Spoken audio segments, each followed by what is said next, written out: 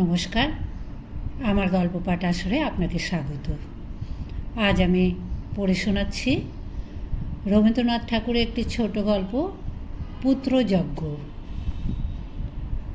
বৈদ্যনাথ গ্রামের মধ্যে বিজ্ঞ ছিলেন, সেই জন্য তিনি ভবিষ্যতের দিকে দৃষ্টি রাখিয়া বর্তমানের সমস্ত কাজ করিতেন। যখন বিবাহ করিলেন তখন তিনি বর্তমান নববধূর অপেক্ষা ভাবী নবকুমারের মুখ স্পষ্টতররূপে দেখিতে পাইয়াছিলেন। শুভদৃষ্টির সময় এতটা দূরদৃষ্টি প্রায় দেখা যায় না। তিনি পাকা লোক ছিলেন, সেই জন্য প্রেমের চেয়ে পিণ্ডটাকেই অধিক বুঝিতেন এবং পুত্রার্থে ক্রিয়াতে ভার্যা এই মর্মেই তিনি বিনোদিনীকে বিবাহ করিয়াছিলেন। কিন্তু এই সংসারে বিজ্ঞ লোকও ঠকে।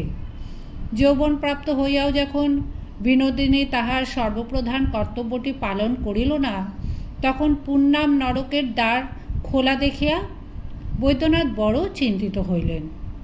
মৃত্যুর পরে তাহার বিপুল ঐশ্বর্যই বা কে ভোগ করিবে, এই ভাবনায় মৃত্যুর পূর্বে তিনি সেই ঐশ্বর্য ভোগ করিতে এক প্রকার বিমুখ হইলেন। পূর্বেই বলিয়াছি, বর্তমানের অপেক্ষা ভবিষ্যৎটাকেই তিনি সত্য বলিয়া জানিতেন। কিন্তু যুবতী বিনোদিনীর নিকট হঠাৎ এতটা প্রাজ্ঞতা প্রত্যাশা করা যায় না। সে বেচারা দুর্মূল্য বর্তমান, তাহার নববিকশিত যৌবন বিনা প্রেমে বিফলে অতিবাহিত হইয়া যায়, এইটাই তাহার পক্ষে সবচেয়ে শোচনীয় ছিল। পারলৌকিক পিণ্ডের ক্ষুধাটা সে ইহলৌকিক চিত্ত ক্ষুধাদাহে একেবারেই ভুলিয়া বসিয়াছিল। মনুর পবিত্র বিধান এবং বৈদ্যনাথের আধ্যাত্মিক ব্যাখ্যায় তাহার বুভুক্ষিত হৃদয়ের তিল মাত্র তৃপ্তি হইল না। যে যাহাই বলুক, এই বয়সটাতে ভালোবাসা দেওয়া এবং ভালোবাসা পাওয়াই রমণীর সকল সুখ এবং সকল কর্তব্যের চেয়ে স্বভাবতই বেশি মনে হয়। কিন্তু বিনোদার ভাগ্যে নবপ্রেমের বর্ষাবাড়ি সিঞ্চনের বদলে স্বামীর, পিশাশুড়ির এবং অন্যান্য গুরু ও গুরুতর লোকের সমুচ্চ আকাশ হইতে তর্জন গর্জনের শিলাবৃষ্টির ব্যবস্থা হইল। সকলেই তাহাকে বন্ধ্যা বলিয়া অপরাধী করিত। একটা ফুলের চারাকে আলোক এবং বাতাস হইতে রুদ্ধ ঘরে রাখিলে তাহার যেরূপ অবস্থা হয়, বিনোদার বঞ্চিত যৌবনেরও সেইরূপ অবস্থা ঘটিয়াছিল। সদা সর্বদা এই সকল চাপা চুপি ও বকাবকির মধ্যে থাকিতে না পারিয়া যখন সে কুসুমের বাড়ি তাস খেলিতে যাইত, সেই সময়টা তাহার বড় ভালো লাগিত। সেখানে পুত নরকের ভীষণ ছায়া সর্বদা বর্তমান না থাকাতে হাসি ঠাট্টা গল্পের কোনো বাধা ছিল না। কুসুম যেদিন তাস খেলিবার সাথী না পাইত, সেদিন তাহার তরুণ দেবর নগেন্দ্রকে ধরিয়া আনিত। নগেন্দ্র ও বিনোদার আপত্তি হাসিয়া উড়াইয়া দিত। এ সংসারে এক হইতে আর এক হয় এবং খেলাক্রমে সংকটে পরিণত হইতে পারে, এসব গুরুতর কথা অল্প বয়সে হঠাৎ বিশ্বাস হয় না। এ সম্বন্ধে নগেন্দ্রেরও আপত্তির দৃঢ়তা কিছুমাত্র দেখা গেল না। এখন আর সে তাস খেলিবার জন্য অধিক পীড়াপিড়ির অপেক্ষা করিতে পারে না। এইরূপে বিনোদার সহিত নগেন্দ্রের প্রায় দেখা সাক্ষাৎ হইতে লাগিল। নগেন্দ্র যখন তাস খেলিতে বসিত, তখন তাসের অপেক্ষা সজীবতর পদার্থের প্রতি তাহার নয়ন মন পড়িয়া থাকাতে খেলায় প্রায়ই হারিতে লাগিল। পরাজয়ের প্রকৃত কারণ বুঝিতে কুসুম এবং বিনোদার কাহারও বাকি রহিল না। পূর্বেই বলিয়াছি, কর্মফলের গুরুত্ব বোঝা অল্প বয়সের কর্ম নহে। কুসুম মনে করিত এ একটা বেশ মজা হইতেছে এবং মজাটা ক্রমে 16 আনায় সম্পূর্ণ হইয়া উঠে ইহাতে তাহার একটা আগ্রহ ছিল। ভালোবাসার নবাঙ্কুরে গোপনে জল সিঞ্চন তরুণীদের পক্ষে বড় কৌতুকের। বিনোদারও মন্দ লাগিল না। হৃদয় জয়ের সুতীক্ষ্ণ ক্ষমতাটা একজন পুরুষ মানুষের ওপর শানিত করিবার ইচ্ছা অন্যায় হইতে পারে, কিন্তু নিতান্ত অস্বাভাবিক নহে।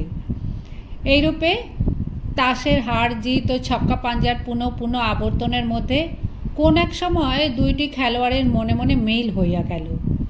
অন্তর্যামী ব্যতীত আর একজন খেলোয়াড় তাহা দেখিল এবং আমোদ বোধ করিল। একদিন দুপুরবেলায় বিনোদা, কুসুম ও নগেন্দ্র তাস খেলিতেছিল। কিছুক্ষণ পরে কুসুম তাহার রুগ্ন শিশুর কান্না শুনিয়া উঠিয়া গেল।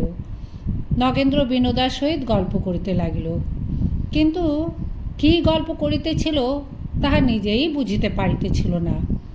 রক্তস্রোত তাহার হৃৎপিণ্ড উদ্বেলিত করিয়া তাহার সর্বশরীরের শিরার মধ্যে তরঙ্গিত হইতেছিল। হঠাৎ এক সময় তাহার উদ্দাম যৌবন বিনয়ের সমস্ত বাঁধ ভাঙিয়া ফেলিল। হঠাৎ বিনোদার হাত দুটি চাপিয়া ধরিয়া সবলে তাহাকে টানিয়া লইয়া চুম্বন করিল। বিনোদা নগেন্দ্র কর্তৃক এই অবমাননায় ক্রোধে, ক্ষোভে, লজ্জায় অধীর হইয়া নিজের হাত ছাড়াইবার জন্য টানাটানি করিতেছে। এমন সময় তাহাদের দৃষ্টিগোচর হইল ঘরে তৃতীয় ব্যক্তির আগমন হইয়াছে। নগেন্দ্র নত মুখে ঘর হইতে বাহির হইবার পথ অন্বেষণ করিতে লাগিল। পরিচারিকা গম্ভীর স্বরে কহিল, বউ ঠাকুরুন, তোমাকে পিসিমা ডাকছেন।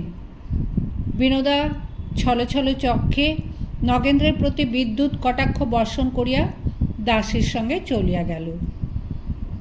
পরিচারিকা যেটুকু দেখিয়াছিল তাহাকে রস্য এবং যাহা না দেখিয়াছিল তাহাকেই সুদীর্ঘতর করিয়া বৈদ্যনাথের অন্তঃপুরে একটা ঝড় তুলিয়া দিল। বিনোদার কী দশা হইল সে কথা বর্ণনার অপেক্ষা কল্পনা সহজ। সে যে কতদূর নিরপরাধ কাহাকেও বুঝাইতে চেষ্টা করিল না, নত মুখে সমস্ত সহিয়া গেল। বৈদ্যনাথ আপন ভাবী পিণ্ডদাতার আবির্ভাব সম্ভাবনা অত্যন্ত সংশয়াচ্ছন্ন জ্ঞান করিয়া বিনোদাকে কহিল, কলঙ্কিনী, তুই আমার ঘর হইতে দূর হইয়া যা। বিনোদা শয়নকক্ষের দ্বার রোধ করিয়া বিছানায় শুইয়া পড়িল। তাহার অশ্রুহীন চক্ষু মধ্যাহ্নের মরুভূমির মতো জ্বলিতেছিল। যখন সন্ধ্যার অন্ধকার ঘনীভূত হইয়া বাহিরের বাগানে কাকের ডাক থামিয়া গেল, তখন নক্ষত্র খচিত শান্ত আকাশের দিকে চাহিয়া তাহার বাপ মায়ের কথা মনে পড়িল এবং তখন দুই গণ্ড দিয়া অশ্রু বিগলিত হইয়া পড়িতে লাগিল। সেই রাত্রে বিনোদা স্বামী গৃহ ত্যাগ করিয়া গেল। কেহ তাহার খোঁজও করিল না। তখন বিনোদা জানিত না যে প্রজনার্থং মহাভাগা, স্ত্রী জন্মের মহাভাগ্য সে লাভ করিয়াছে। তাহার স্বামীর পারলৌকিক সদ্গতি তাহার গর্ভে আশ্রয় গ্রহণ করিয়াছে। এই ঘটনার পর 10 বৎসর অতীত হইয়া গেল।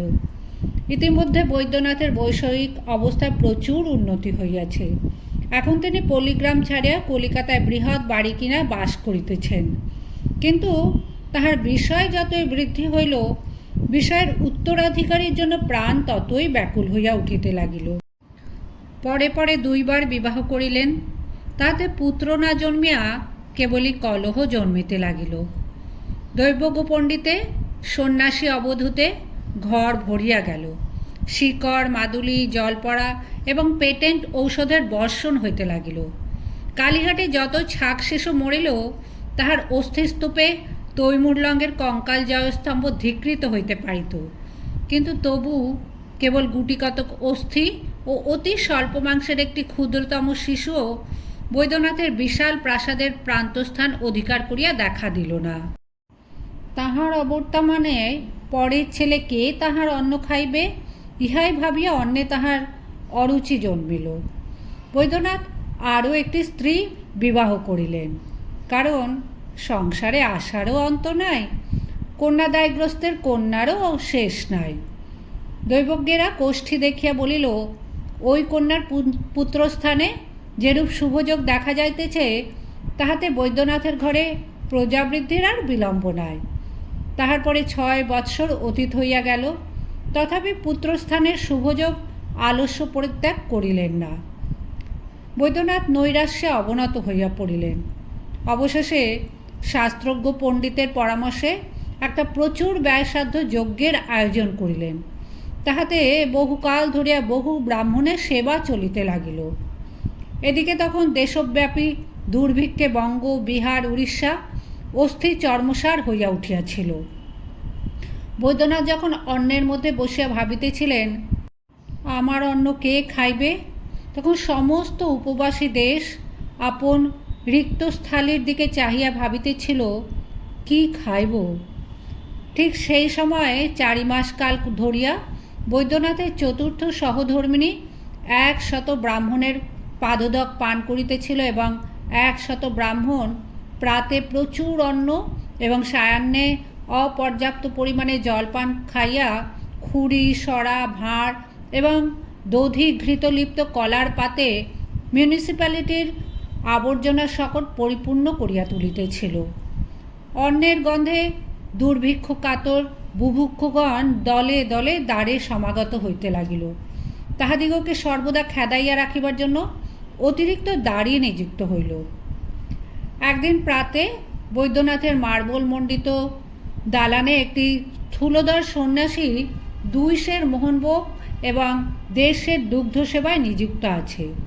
বৈদ্যনাথ গায়ে একখানি চাদর দিয়া জোর করে একান্ত বিনীতভাবে ভূতলে বসিয়া ভক্তি ভরে পবিত্র ভোজন ব্যাপার নিরীক্ষণ করিতেছিলেন।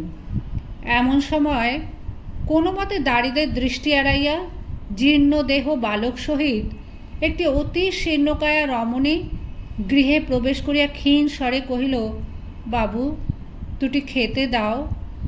বৈদ্যনাথ শশব্যস্ত হইয়া চিৎকার করিয়া উঠলেন, গুরুদয়াল, গুরুদয়াল।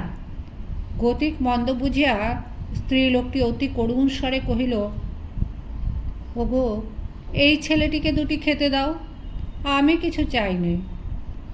গুরুদয়াল আসিয়া বালক ও তাহার মাতাকে তাড়াইয়া দিল। সেই ক্ষুধাতুর নিরন্ন বালকটি বৈদ্যনাথের একমাত্র পুত্র।